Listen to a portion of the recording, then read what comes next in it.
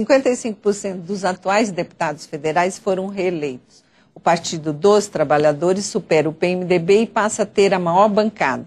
O PMDB vem em segundo, seguido do PSDB e do Democratas. Para falar sobre a nova composição da Câmara, nós convidamos o deputado Paz de Lira, do PTC de São Paulo.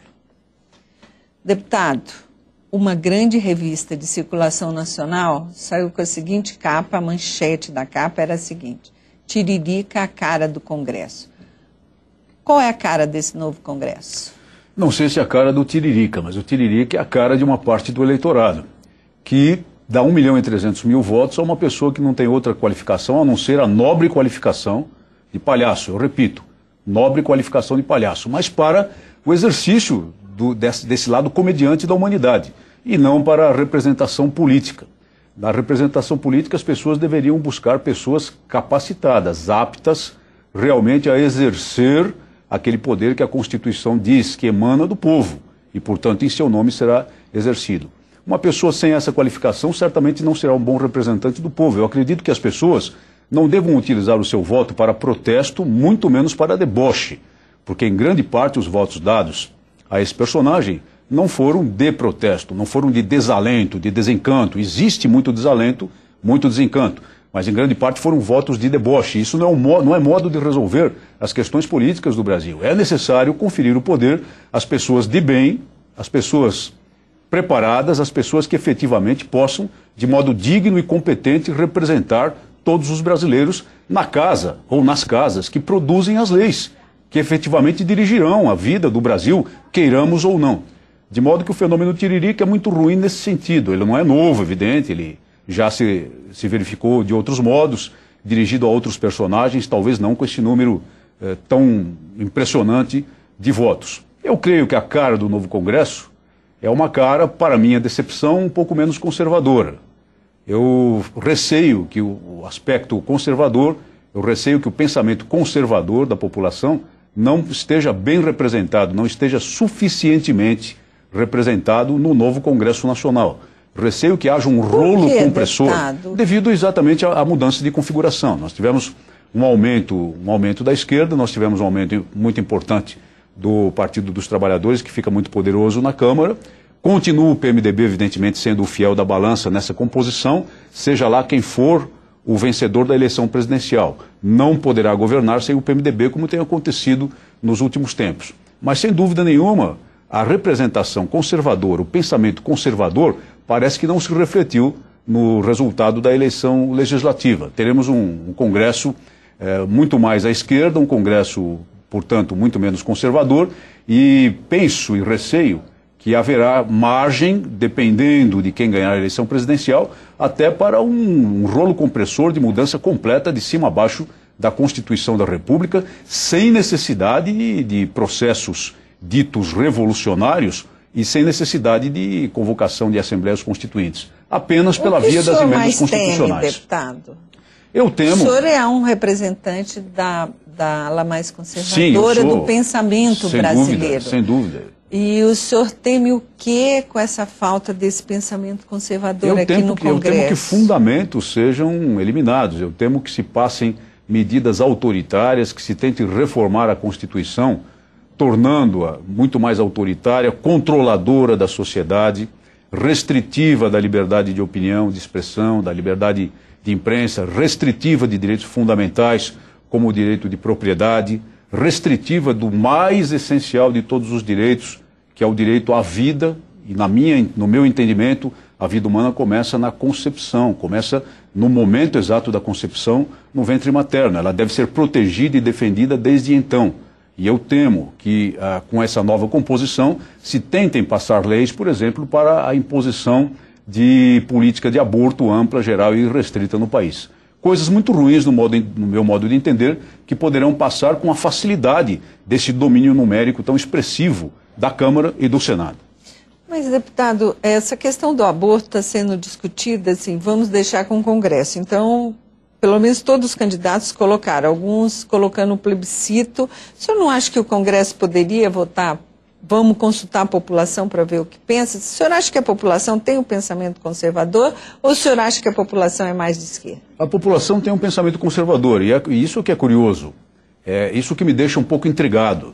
Apesar do pensamento dominantemente conservador, a população votou por um Congresso que não corresponde a esse pensamento. Isso me parece que fica muito claro na nova composição.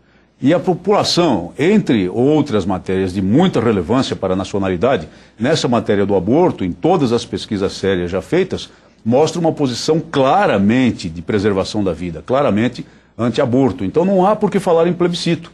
Mas o plebiscito até poderá acontecer, e poderá nem acontecer, porque já houve tentativas anteriores de passar legislação de aborto amplo, geral e restrito, bem como outras legislações, como, por exemplo, casamento entre pessoas de mesmo sexo.